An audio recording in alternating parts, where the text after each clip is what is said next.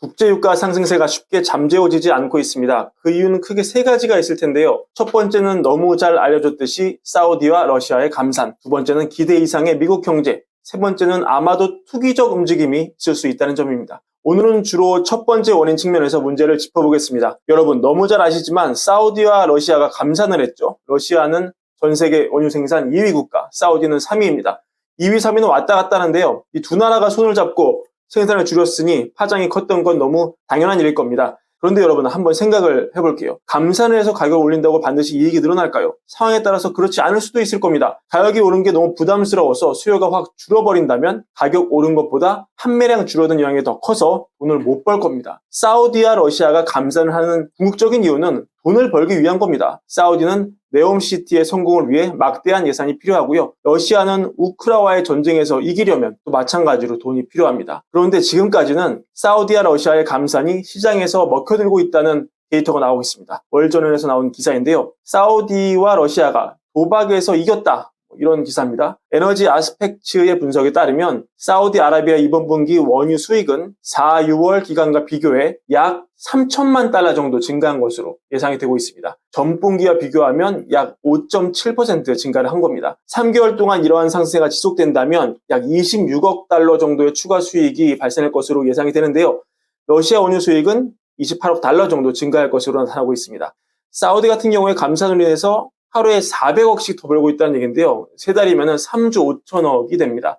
상황이 이렇다면 러시아와 사우디 입장에서는 감산을 하지 않을 이유가 없습니다. 인위적인 감산을 통한 가격 끌어올리기. 이게 이익을 더 낼 수 있게 하느냐, 덜 낼 수 있게 하느냐는 수요의 가격 탄력성 측면에서 바라볼 수 있습니다. 경제학적으로 보면 보통 이런 그래프로 문제를 보는데요. 이게 수요 공급 평면이고 이게 수요 그래프입니다. 만약에 보통 이쪽이 비탄력적인 분야, 이쪽이 탄력적인 분야라고 보통 파악을 하는데요.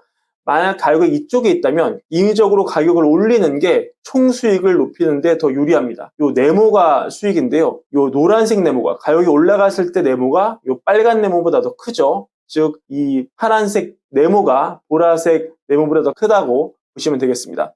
판매량이 좀 줄더라도 가격 상승으로 이걸 커버해서 메꾸고 남는다는 것이죠.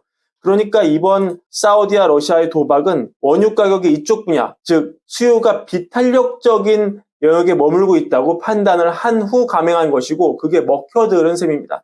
하지만 어느 지점을 넘어가면 오히려 가격이 높일수록 총수입은 더 줄어드는 그런 티핑 포인트가 나오는데요. 그게 바로 이 지점입니다.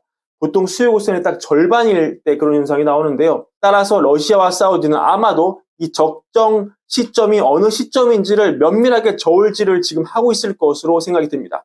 이윤 극대화를 추구할 수 있는 최적점이죠. 그런데 원유 시장 같은 과점 시장에서는 감산에 의한 가격 펌핑이 늘 위험합니다. 왜냐하면 배신이 나올 수 있기 때문인데요. 누군가 증산을 확 해버리면 그 증산한 주체가 이익을 다 독식하는 그런 구조가 됩니다. 그런 점에서 볼 때 미국은 어떻게 보면 걱정이 없을 수도 있습니다. 왜냐하면 아까 2등이 러시아, 3등이 사우디라고 제가 말씀드렸는데 사실 1등이 미국입니다. 셰일 가스에서 나오는 막대한 부존량을 기반으로 맘만 먹으면 석유를 쭉쭉 뽑을 수 있는 그런 부존량을 갖고 있기 때문인데요. 축복받은 나라죠. 미국이 만약에 원유가 높아서 물가의 부담이라면 해면 됩니다. 근데 쉽지 않습니다. 미국 기업들이 그럴 만한 형편이 안 되고 있습니다. 왜냐? 크게 두 가지 이유가 있는데요. 원유는 생산량을 늘리자 이런다고 바로 늘릴 수 있는 그런 게 아닙니다. 굉장히 시차가 오래 걸리는 그런 작업인데요. 코로나19 직후에 한때 원유 선물 가격이 마이너스로 떨어진 거 여러분 기억을 하실 겁니다. 충격적인 사건이었죠.